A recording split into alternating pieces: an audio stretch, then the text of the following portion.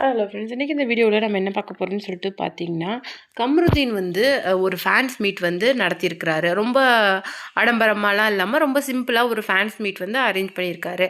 அது வந்து எப்படி சொல்லுது அப்படின்னு சொல்லிட்டு பார்த்தீங்கன்னா, அவர் வந்து அந்த பழைய விஷயங்கள்ல இருந்து கிராஸ் ஓவர் ஆகி லைஃப்பை வந்து மறுபடியும் லீட் பண்ண ஆரம்பிச்சிட்டார். ஏன்னா அந்த பழைய ரெட் கார்டு விஷயம், அதுக்கப்புறம் அவர் காலில் விழுந்தது, பிரஜின் கிட்ட சாண்ட்ரா கிட்ட மன்னிப்பு கேட்டது, பிக் பாஸ் வீட்டு வெளியில் வந்தது, இதெல்லாம் விட்டுட்டு இப்போ வந்து அவர் நெக்ஸ்ட் லெவலுக்கு வந்து மூவ் ஆக ஆரம்பிச்சிட்டாரு.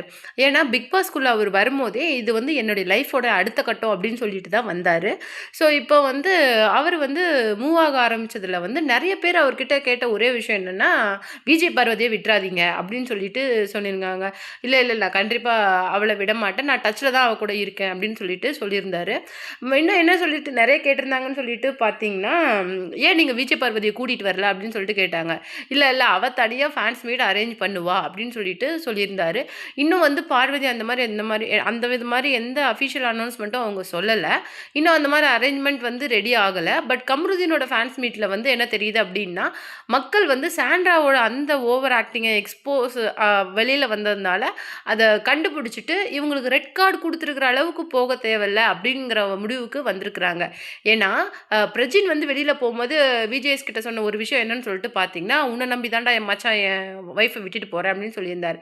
ஸோ சாண்ட்ராக்கு அந்த ஆன விஷயத்தில் அவர் கொஞ்சம் அதை பர்சனலாக எடுத்துக்கிட்டாரு.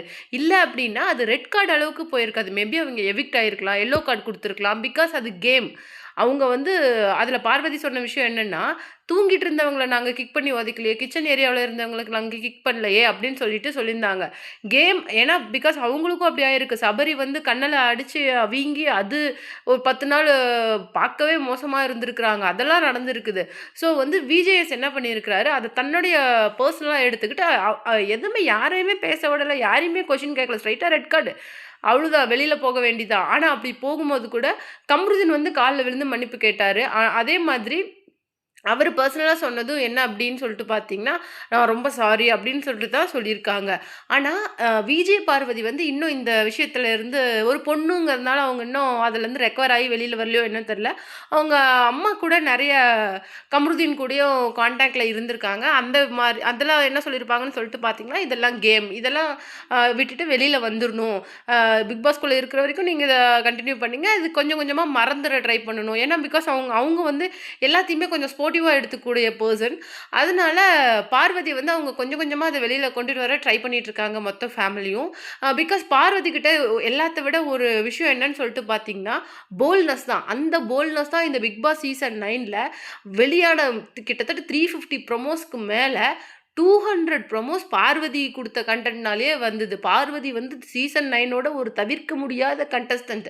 அதைத்தான் பிளான் பண்ணி சாண்ட்ரா வந்து பார்வதியை பண்ண டார்கெட் வந்து கம்ருதீன் மேலே போய் 2 பேருமே ரெட் கார்டு வாங்கி எலிமினேட் ஆன மாதிரி ஆயிடுச்சு. அவங்க வெளியில் போகும்போது மட்டும் சாதாரணமாக போல, அவ்வளோ ஃப்ரெண்டு. பிரஜின், சாண்ட்ரா, திவ்யா 3 பேரும் அவ்வளோ ஃப்ரெண்டு.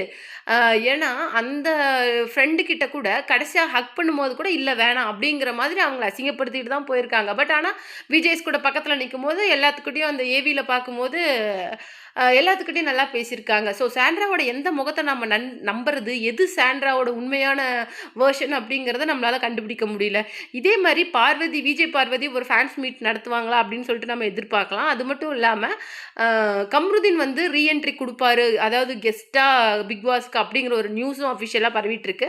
அதுவும் உண்மை அப்படிங்கிற மாதிரி சொல்கிறாங்க. அதை பற்றி நீங்கள் என்ன நினைக்கிறீங்க அப்படிங்கிற உங்களோட கமெண்ட்டை மறக்காம நம்ம சேனலுக்கு கொடுத்துருங்க.